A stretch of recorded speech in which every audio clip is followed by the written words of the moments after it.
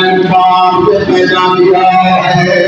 فرمایا اگر میں چاہوں تو میں بغیر باپ کے بھی پیدا کر سکتا ہوں، جس طرح میرے رب نے حضرت عیسیٰ علیہ السلام کو بغیر باپ کے پیدا فرما دیا ہے۔ یہ میرے رب کی قدرت ہے اور شان ہے۔ اللہ اکبر۔ لوگوں نے حضرت مائی مریم سلام اللہ سے پوچھا، اے اللہ کی بندی آپ تو بڑی نیک اور پرہیزگار تھی، آپ نے شادی نہیں کی، یہ بچہ آپ کی طرف سے آ گیا۔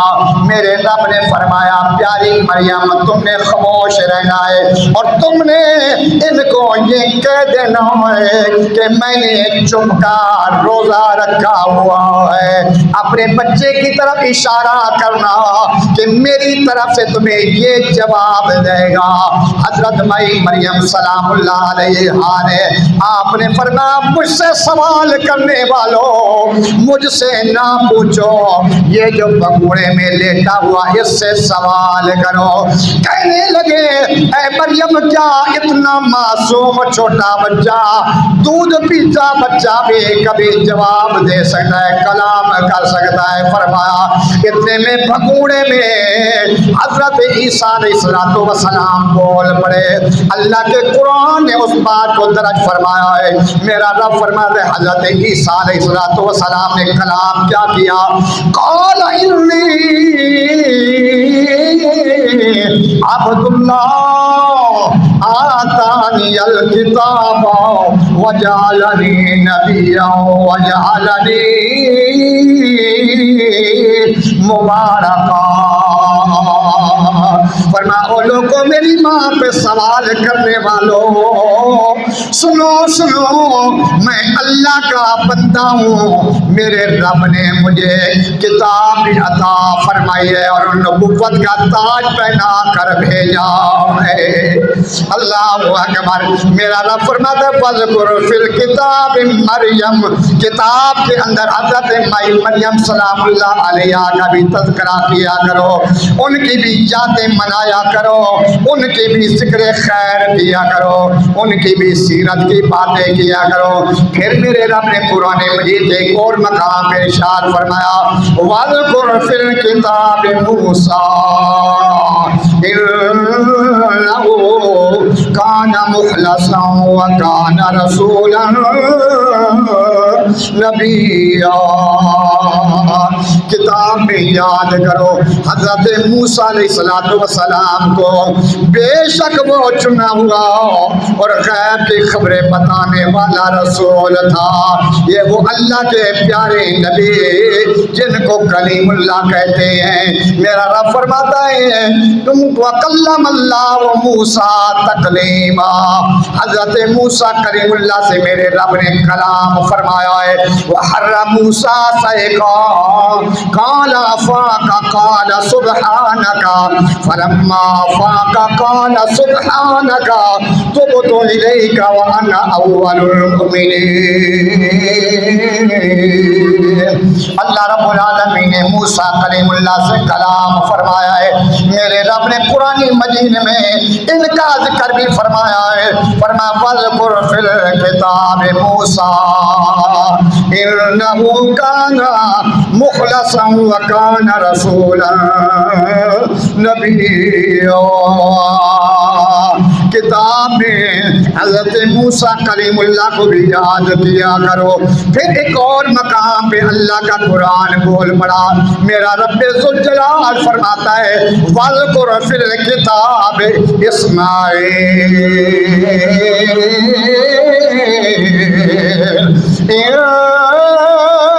إِنَّهُ كَانَ صَادِقَ الْوَعْدِ وَكَانَ رَسُولًا نَبِيًّا۔ فرمایا کتاب میں حضرت اسماعیل علیہ السلام کو بھی یاد کیا کرو، بے شک وہ اپنے وعدے کا سچا تھا اور غیب کی خبریں بتانے والا نبی تھا۔ پھر ایک اور مقام پہ اللہ کا قرآن بول پڑا۔ میرے رب نے پھر اعلان فرمایا وَاذْكُرْ فِي الْكِتَابِ إِدْرِيسَ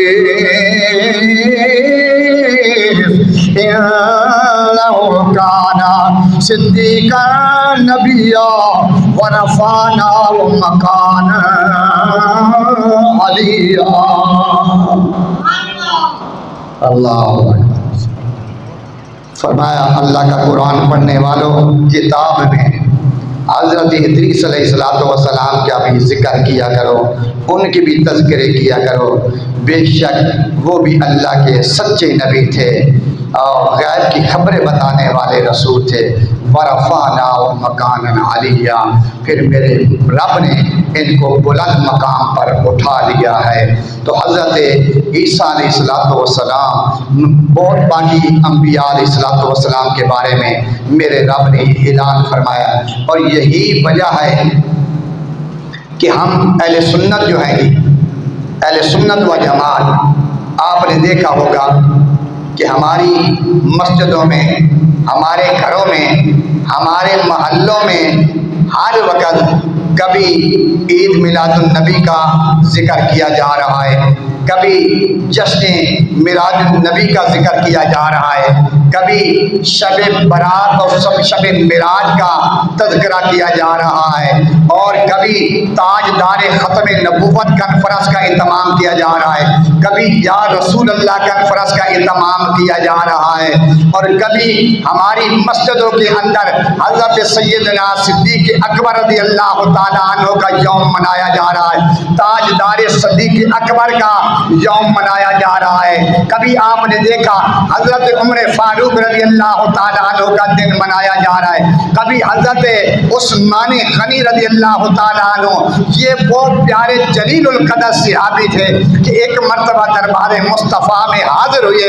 हज़रत उस्मान गनी, अल्लाहु अकबर, मेरे सरकार ने इनके बारे में पता ये शाद फरमाया एक बेटी मेरे सरकार ने ज़ुन्नूरैन, इनको कहते हैं कि दो नूरों वाले, यानी दो नूरों से मुराद ये है कि यके बाद दीगरे हुज़ूर अलैहिस्सलाम की दो बेटियों का निकाह हज़रत उस्मान गनी रज़ी अल्लाह ताला अन्हु के साथ हुआ है। जंगे बदर में मेरे सरकार ने, जंगे बदर में हुज़ूर अलैहिस्सलाम की प्यारी लख्त जिगर आप बीमार थी और मेरे सरकार ने फरमाया उस्मान तुम यहीं पे रहो, जिस वक्त वापस माले गनीमत आया ना, तो जितना वहाँ पे जो लोग जंग के अंदर जो शरीक थे, अल्लाह के प्यारे महबूब ने जितना उनको दिया, इतना ही माल हज़रत सैयदना उस्मान गनी रज़ी अल्लाह ताला अन्हु को भी दिया है। फरमाया ये जंग के लिए गए नहीं, लेकिन मेरे रब ने इनकी वहाँ पे भी हाजिर लगा दी है। हज़रत उस्मान गनी रज़ी अल्लाह ताला अन्हु की बड़ी शान और बड़ा मकाम है। सरकार मदीना ने फरमाया अगर मेरी 100 बेटी भी होती ना, एक एक करके मैं प्यारे उस्मान गनी रज़ी अल्लाह ताला अन्हु को अता फरमा देता। एक मौके पे मेरे आका अलैहिस्सलातु वस्सलाम ने अपने रब से मुखातिब होकर इरशाद फरमाया मेरे मालिक, मेरा प्यारा उस्मान बड़ा शर्मीला है, बड़ा शर्मो हया वाला है, लोगों के सामने इसका हिसाबो किताब ना लेना, ये मेरे मालिक ये लोगों के सामने हिसाबो किताब नहीं दे पाएगा, ये इतने शर्मो हया वाला है। हज़रत उस्मान गनी रज़ी अल्लाह ताला अन्हु एक मर्तबा दरबार मुस्तफ़ा में आए और आके अर्ज़ करने लगे या रसूल अल्लाह, मेरा दिल करता है कि मैं कमली वाले आका की दावत करना चाहता हूँ। अल्लाह के प्यारे महबूब सल्लल्लाहु अलैहि वसल्लम ने हज़रत उस्मान गनी रज़ी अल्लाह ताला अन्हु की दावत को कबूल फरमा लिया। जब खाना तैयार हो गया ना, हज़रत उस्मान गनी रज़ी अल्लाह ताला अन्हु सरकार मदीना सल्लल्लाहु अलैहि वसल्लम को लेने के लिए आए। जिन लोगों ने वो दर देखा हुआ है ना मस्जिद नबी शरीफ में जो गए हुए हैं, उनको पता है हज़रत उस्मान गनी रज़ी अल्लाह ताला अन्हु का घर मुबारक जो था ना जी, वो बिल्कुल रोज़ा रसूल के सामने गेट नंबर 5 से पैर निकले ना, सामने मशहूर खजूर मंडी है, खजूर मंडी के बिल मुकाबिल रोड के किनारे के ऊपर आज भी वहाँ पे मस्जिद उस्मान गनी के नाम से, फिर थोड़ी सी आगे करके मस्जिद बिलाल है। मस्जिद बिलाल से पीछे ये मशहूर 2 जगह हैं मदीना मुनव्वरा में, मस्जिद बिलाल से थोड़ी सी पीछे और खजूर मंडी के बिल्कुल सामने, और साथ से ये जो रास्ता जा रहा है ये मस्जिद कुबा की तरफ जा रहा है, इसके किनारे کے اوپر وہاں پہ حضرت عثمان غنی رضی اللہ تعالیٰ عنہ کا گھر مبارک تھا، اور در مصطفیٰ میں آئے، عرض کرنے لگے یا رسول اللہ صلی اللہ علیہ وآلہ وسلم کھانا تیار ہے، آپ تناول فرمانے کے لیے تشریف لے آئیں۔ میرے سرکار مدینہ اپنے گھر مبارک سے، اپنے در اقدس سے نکلے نا، حضرت عثمان غنی رضی اللہ تعالیٰ عنہ کے در دولت کی طرف جا رہے تھے۔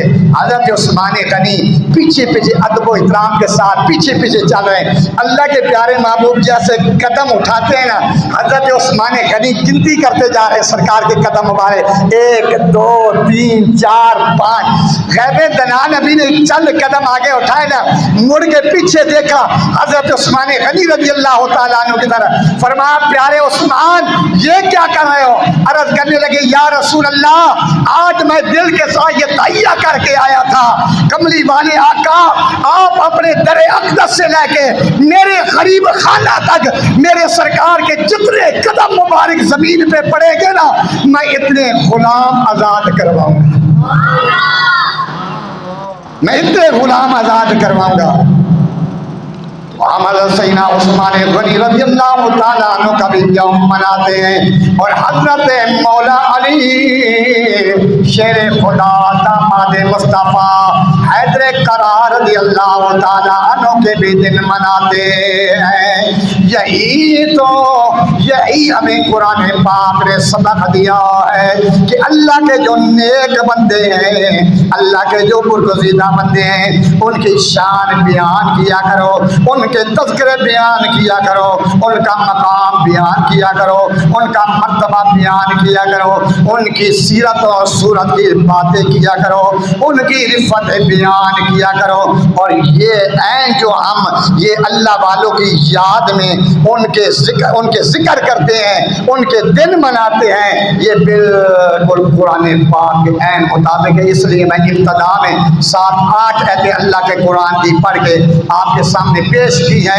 میرے رب نے یہ اعلان فرمایا وَاذْكُرْ فِي الْكِتَابِ إِبْرَاهِيمَ إِنَّهُ كَانَ صِدِّيقًا نَبِيًّا۔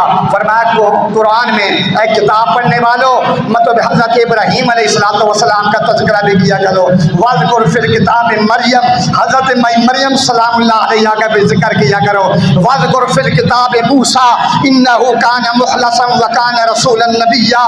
فرمایا حضرت موسیٰ کلیم اللہ کا ذکر بھی کیا کرو۔ وَاذْكُرْ فِي الْكِتَابِ اسماعیل إِنَّهُ كَانَ صَادِقَ الْوَعْدِ وَكَانَ رَسُولًا نَبِيًّا۔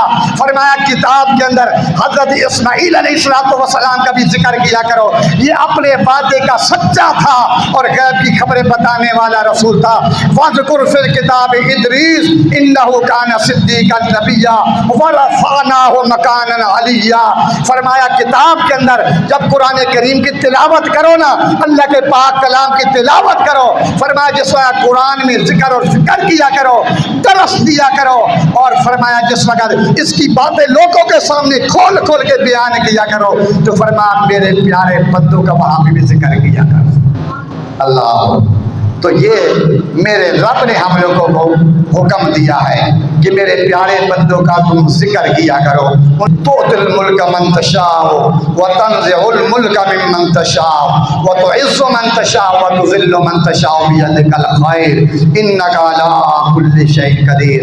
رب فرماتا ہے میں جس سے چاہتا ہوں بلند عطا فرما دیتا ہوں، جس سے چاہتا ہوں اس کو گداگر بنا دیتا ہوں۔ رب فرماتا ہے میں جس سے چاہتا ہوں عزت عطا فرما دیتا ہوں، اور جس سے چاہتا ہوں عزت اس سے چھین لیتا ہوں۔ ان اللہ علی کل شیء قدیر کی قدرت رکھنے والا وہ خالق اور مالک ہے۔ فرمایا وہ لوگ خوش نصیب ہیں جن کو میرے رب نے مقام اور مرتبہ دیا، بادشاہی عطا فرمائی، اور پھر انہوں نے غرور اور تکبر نہیں کیا۔ کیا کیا؟ اپنی زبان سے یہ مطلب کہ یہ اعلان کیا، اپنی جبینوں کو جھکا دیا اللہ کے دربار میں اور کہا سبحان ربی الاعلیٰ، سبحان ربی الاعلیٰ، سبحان ربی الاعلیٰ۔ اے میرے مالک تیری شان بہت بلند ہے، بہت اعلیٰ ہے۔ اللہ اکبر۔ فرمایا وہاں پہ وہ لوگ ایسے بھی بدبخت لوگ آئے ہیں جن کو میرے رب نے شرق سے لے کے غرب تک، شمال سے لے کے جنوب تک بادشاہی عطا فرمائی۔ چاہیے تو یہ تھا کہ وہ اپنے رب کا شکر ادا کرتا کہ سبحان ربی الاعلی، سبحان ربی الاعلی، سبحان ربی الاعلی، مگر اس کے اندر غرور اور تکبر آ گیا۔ ان میں سے ایک شخص جس کو میرے رب نے پوری دنیا کا، اس دنیا کائنات میں 4 بادشاہ ایسے گزرے ہیں جن کو میرے رب نے پوری زمین کی بادشاہی عطا فرمائی۔ ان میں سے 2 کافر اور 2 مسلمان گزرے ہیں۔ کافروں میں سے ایک مطلب کہ نمرود کے بارے میں بھی آتا ہے کہ نمرود کو بھی میرے رب نے ساری دنیا کائنات کی بادشاہی عطا فرمائی، لیکن جب بادشاہی مل گئی تو چاہیے تو یہ تھا کہ اپنے رب کا، جس رب نے عطا کی تھی، اس کا شکر ادا کرتا، مگر اس نے غرور اور تکبر کر کے وہ کہنے لگا انا ربکم الاعلی، میں تمہارا خدا ہوں۔ وہ خدا بن بیٹھا اور اپنی رعایا کو کہتا ہے کہ مجھے سجدہ کیا کرو، میں تمہارا خدا ہوں، اور وہ خدا بن بیٹھا۔ غرور و تکبر، ہر وقت وہ اپنے پاس نجومیوں کو، کائنوں کو اپنے ساتھ رکھتا تھا۔ کہتے ہیں ایک مرتبہ تفسیر مزری میں لکھا ہے، فرمایا ایک مرتبہ ایسا ہوا کہ نمرود نے اپنا تخت سجایا ہوا تھا، سارے نجومی اور اس کے ماننے والے سامنے بیٹھے، لیکن اس کے چہرے کا رنگ اترا ہوا ہے، آج چہرے کا رنگ فق ہے آئندیا، پریشانی کے عالم میں ہے آئندیا۔ تو کسی نجومی نے پوچھ لیا کہ بادشاہ سلامت، آج آپ بڑے پریشان نظر آ رہے ہیں، وجہ کیا ہے؟ کہنے لگا آج رات کو میں نے خواب دیکھا ہے، اور خواب بڑا ڈراؤنا خواب دیکھا ہے۔ جب سے میں نے وہ خواب دیکھا ہے نا، تو اس خواب نے مجھے ہلا کے رکھ دیا ہے، پریشان مجھے کر دیا ہے۔ تو کہنے لگے، نجومی کہنے لگے کہ آپ ہمیں خواب سنائیں، ہم اس کی تعبیر آپ کو بتا دیتے ہیں۔ نمرود کہنے لگا یہ لعین کہ خواب میں نے یہ دیکھا ہے آج رات کو کہ ایک ستارہ میں نے دیکھا ہے، اور اس کی روشنی اتنی روشنی ہے کہ چاند اور سورج سے بھی زیادہ اس کے مقابلے میں چاند اور سورج کی روشنی دھیمی پڑ گئی ہے، اتنی روشنی ہے۔ اور نجومی کہنے لگے کہ ہم تمہیں اس کی تعبیر بتاتے ہیں، یہ تو بڑی پریشان کن تعبیر ہے اس کی تعبیر یہ ہے کہ اس سال تیری سلطنت کے اندر اس زمین پہ ایک بچہ پیدا ہوگا، اور وہ زمین کے دین کو بدل دے گا، اور یہ ہوگا کہ وہ تیری ہلاکت کا سبب بنے گا، تیری حکومت ختم ہو جائے گی۔ اور وہ بچہ جب پیدا ہوگا، نمرود ڈر گیا اور اس نے حکومتی طور پہ اعلان کروا دیا، بھائی آج کے بعد جو بھی بچہ پیدا ہو اس کو قتل کر دیا جائے، اور آج کے بعد مردوں کو عورتوں سے الگ کر دیا جائے۔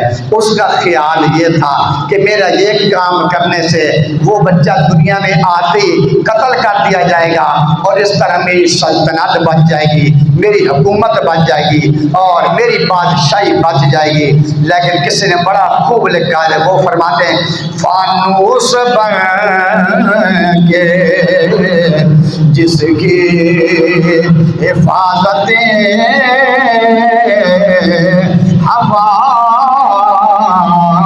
کرے، فانوس بن کے جس کی حفاظت ہوا کرے، وہ شمع کیا بوجھے جسے روشن خدا کرے، وہ شمع کیا بوجھے جسے روشن خدا کرے، مسلسل بچوں کو قتل کیا جا رہا ہے۔ جو بھی بچہ جس علاقے میں پیدا ہوتا ہے اس کی پیدائش کے ساتھ اس کو قتل کر دیا جاتا ہے۔ آج کے بعد مردوں کو عورتوں سے الگ کر دیا گیا۔ نمرود خوش ہو رہا ہے اس طرح میری حکومت بچ جائے گی۔ حضرت ابراہیم علیہ السلام اپنے والد گرامی کے صلب اطہر سے شکم مادر میں پہنچ چکے ہیں مگر کسی کو کوئی خبر نہیں۔ حضرت ابراہیم علیہ السلام کی ولادت سعادت کا وقت جب قریب آیا، آپ کی والدہ ماجدہ جنگل میں تشریف لے گئی، وہاں پہ ایک غار میں جا کر ٹھہر گئی اور وہیں پہ حضرت ابراہیم علیہ السلام کی ولادت سعادت ہوئی۔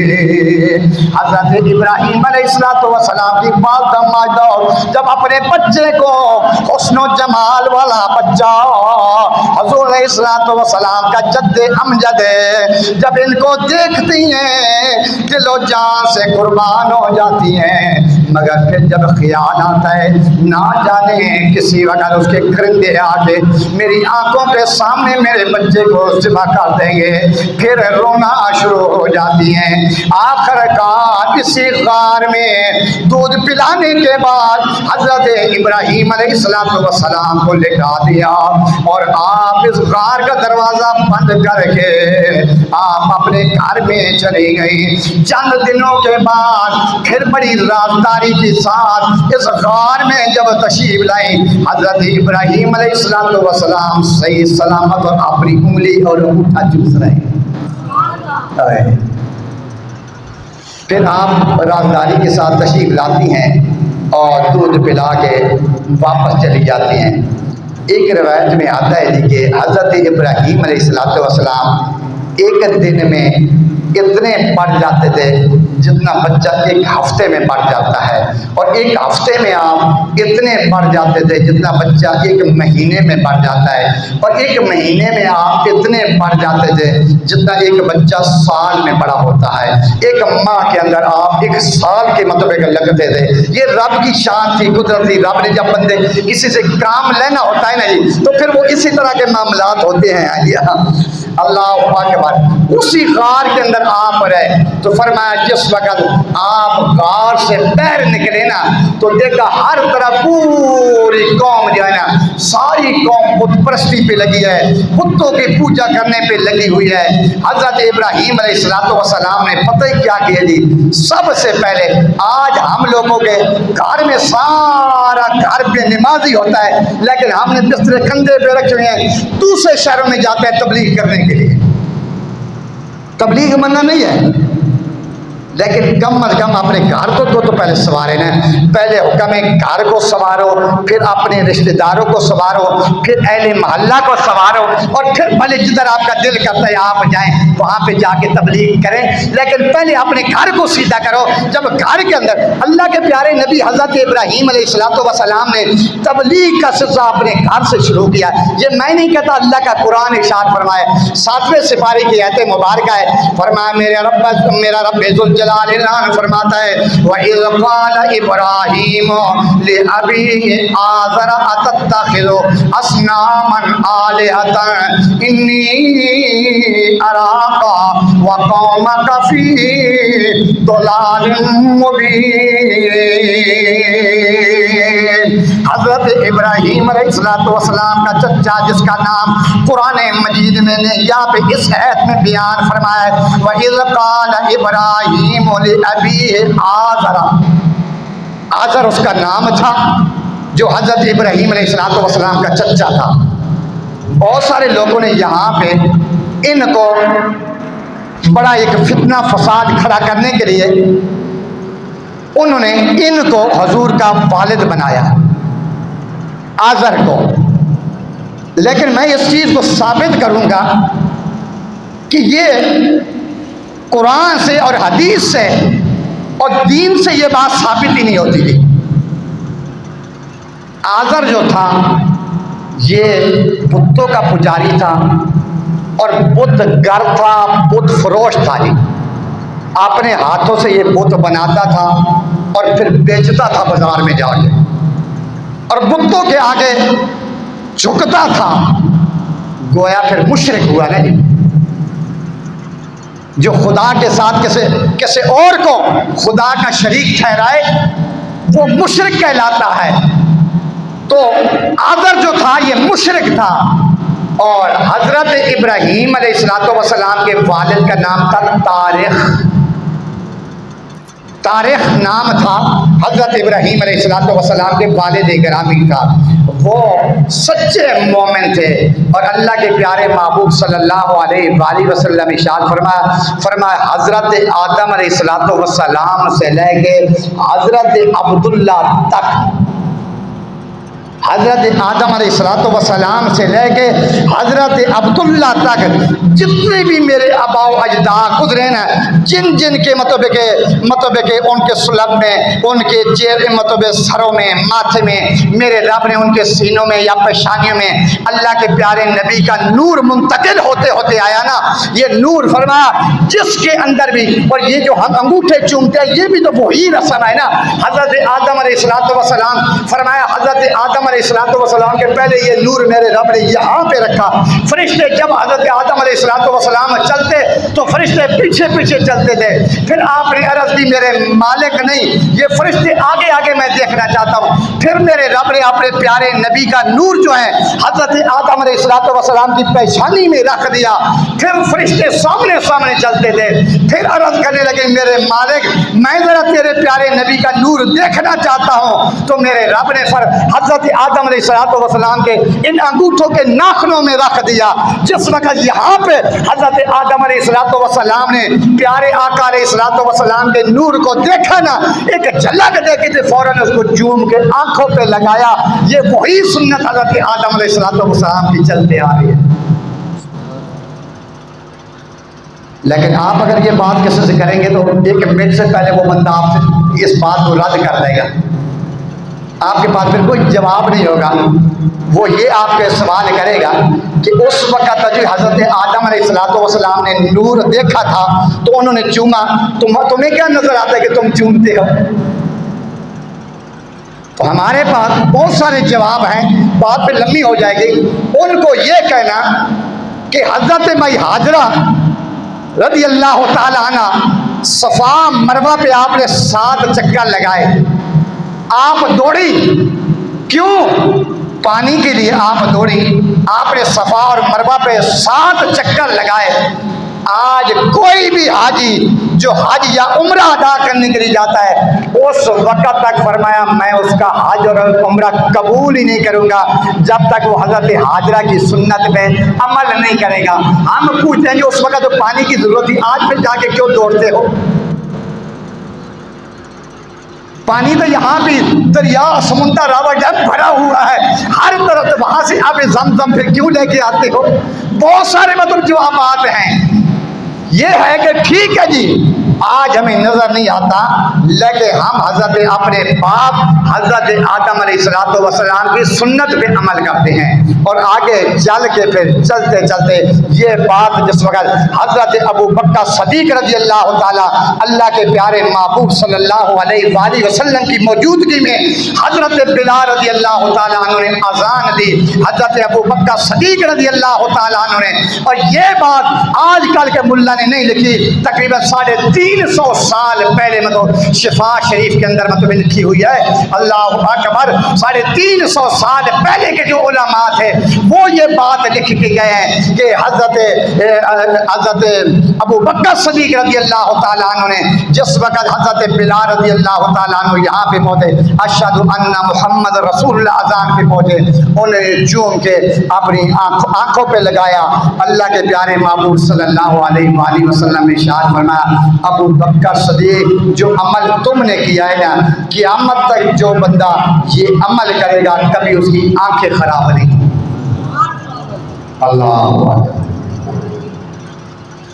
تو میں بات یہ کر رہا تھا کہ اللہ کے پیارے نبی نے تبلیغ کا سلسلہ جو ہے اپنے گھر سے شروع کیا، حضرت ابراہیم علیہ السلام نے اپنے چچا کو باور کروایا، اعلان فرمایا، وَإِذْ قَالَ إِبْرَاهِيمُ لِأَبِيهِ آزَرَ أَتَتَّخِذُ أَصْنَامًا آلِهَةً إِنِّي أَرَاكَ وَقَوْمَكَ فِي ضَلَالٍ مُّبِينٍ۔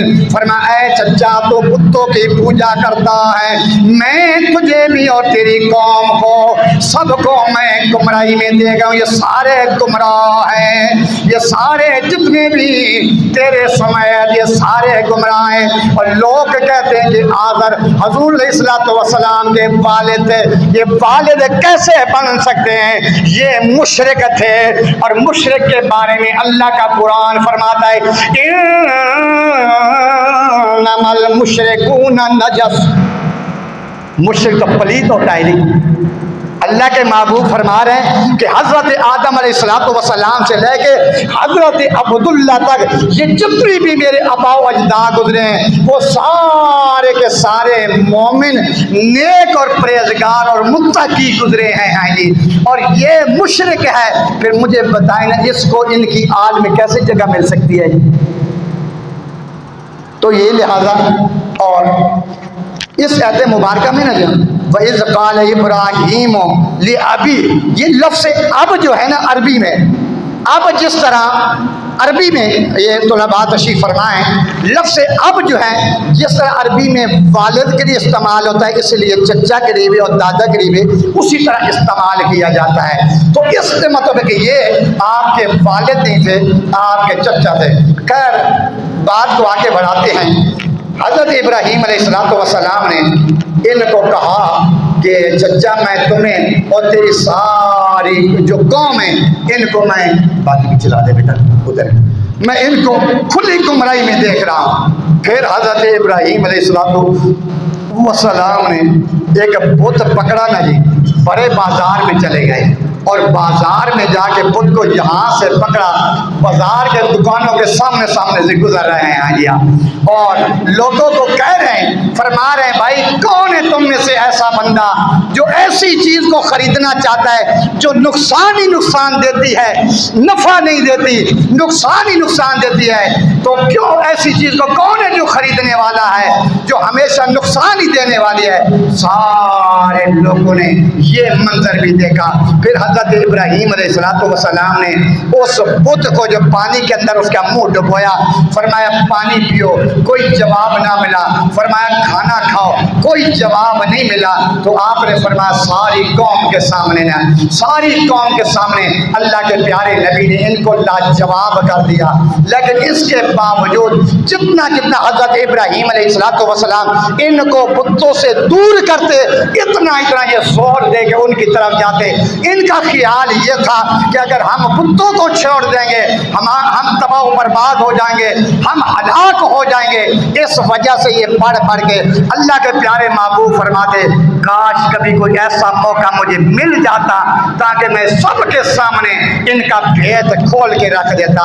یہ دور ایسا تھا جی، یہ سونے، چاندی، مٹی اور پتھروں کے بت بنا کے ان کی بھی پوجا کرتے تھے۔ ان کے اندر ایک گروہ ایسا تھا جو ستاروں کو خدا مانتے، ایک ایسے تھے جو چاند اور سورج کو خدا مانتے۔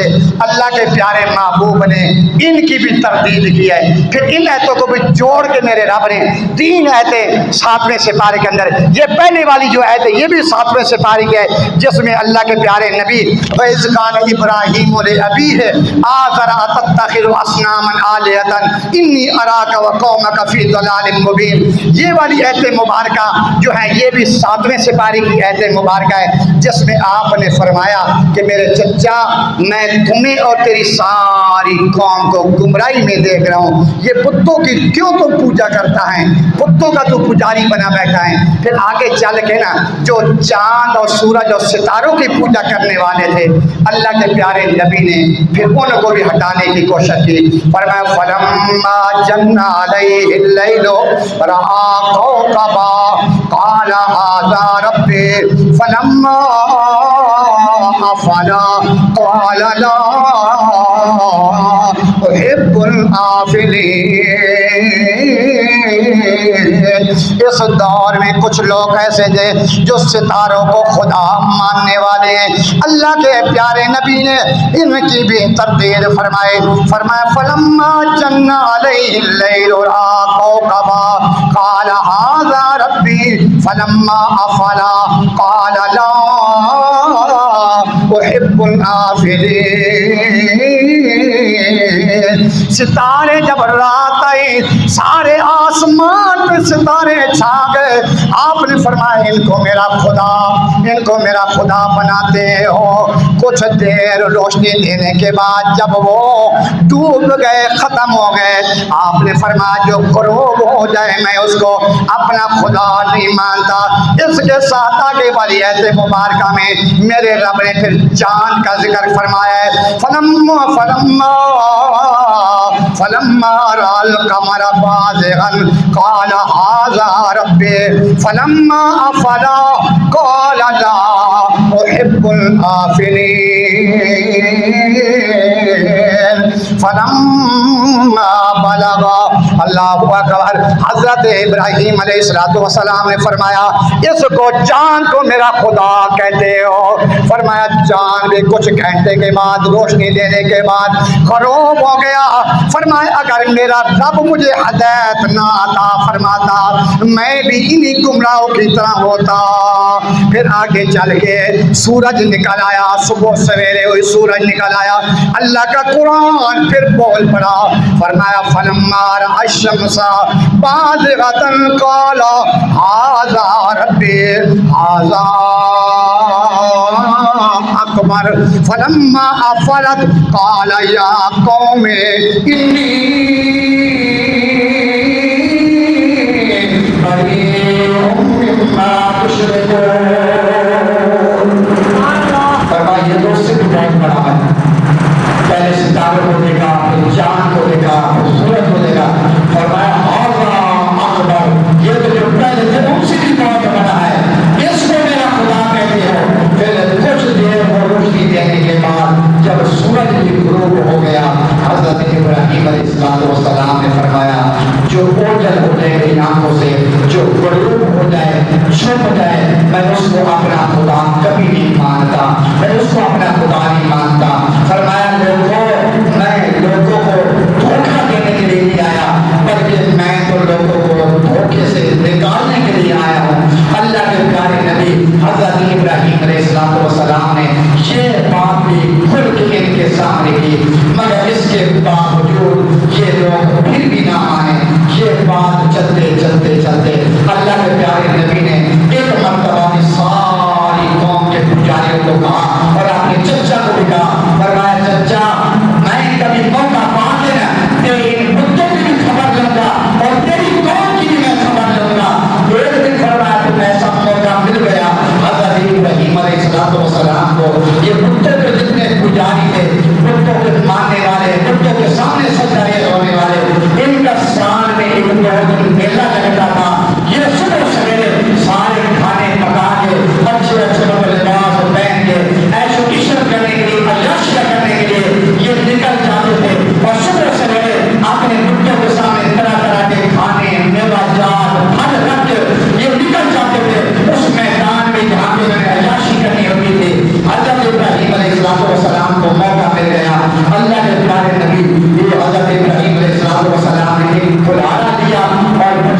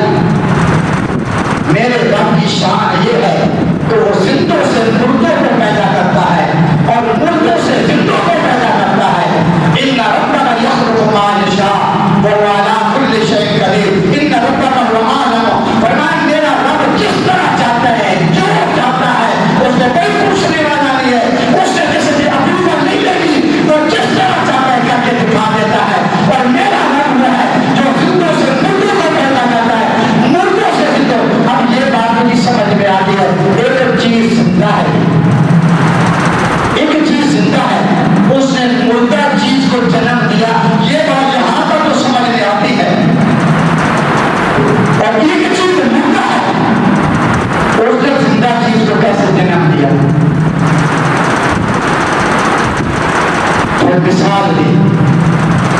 روایت میں تو کھجور کی گدڑ کی مثال آتی ہے، لیکن میں تھوڑا سا اور بھی حوالہ دے دیتا ہوں.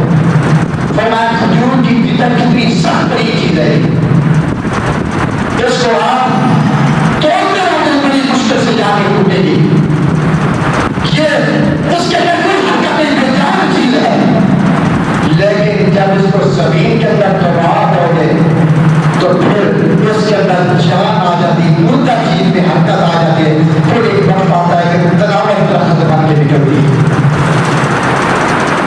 میں زمیندار آدمی ہوں، آپ بھی دائیں بائیں ہاتھوں رہنے والے لوگ ہیں.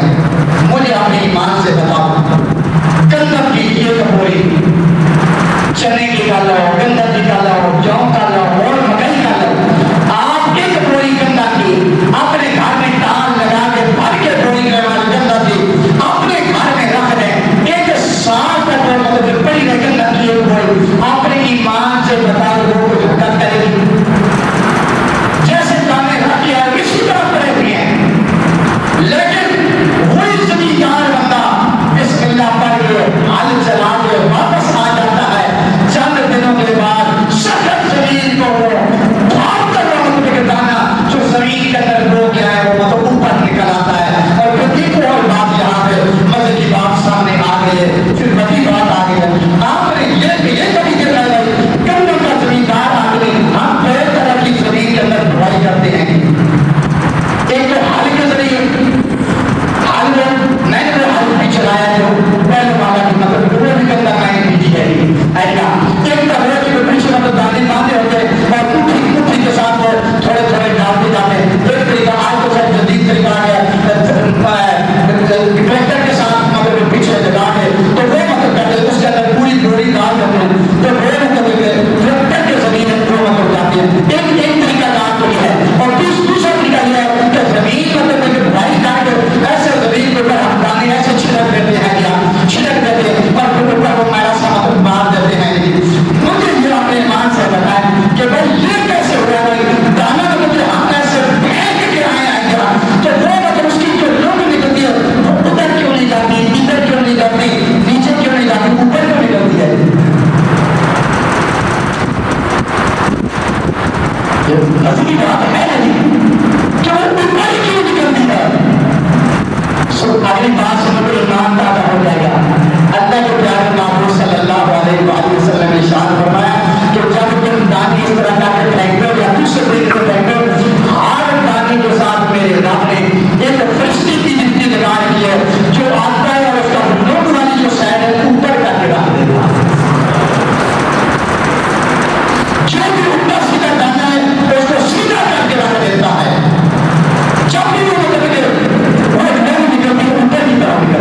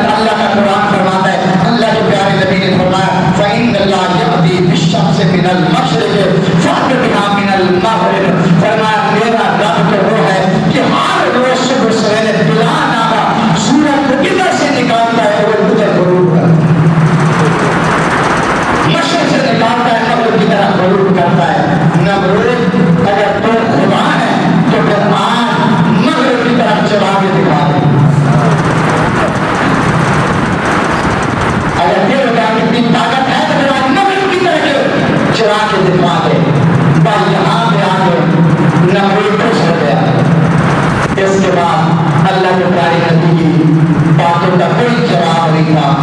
جب جواب نہ ہو تو ہمیشہ اگلا لڑائی کے اوپر آتا ہے. اب نمرود لڑائی کے اوپر آیا. نمرود کہنے لگا کہ اس نے ہمارے خداؤں کو برا بھلا کہا ہے، ایسے کرو کہ 30 گز لمبی اور 20 گز چوڑی پتھروں کی 4 دیواری بناؤ اور اس کے اندر لکڑیاں ڈالنا شروع کر دو. اور اسی طرح ابراہیم علیہ السلام کو ایک قید خانے میں بند، کوٹھی میں بند کر دو اور اس میں لکڑیاں ڈالتے رہو. کئی مہینوں تک اس کے اندر لکڑیاں ڈالتے رہے یہاں تک کہ اس دور کی جو عورتیں محنت مزدوری کرتی تھی، سارا دن اور رات چرخہ کاٹتی تھی، چرخہ کاٹ کے جو سوتن تیار کرتی وہ بازار میں بیچ کے اس کے جو پیسے بنتے تھے، جو مزدوری بنتی تھی، جو پیسے اجرت وہ پیسے کے بنتے تھے، اس کی لکڑیاں خریدتی اور لکڑیاں خرید کے چاند بھائی وہ اس بات کو بھی سما ہو سکتی تھی. جس طرح آج کا لوگ ہمیں مطلب پکڑ پکڑ کر کے وہ سوال سنتے ہیں کہ مولوی کو پکڑ کے لے جائیں گے، جیل میں بند کر دیں گے، ماریں گے تو یہ ثواب ہے.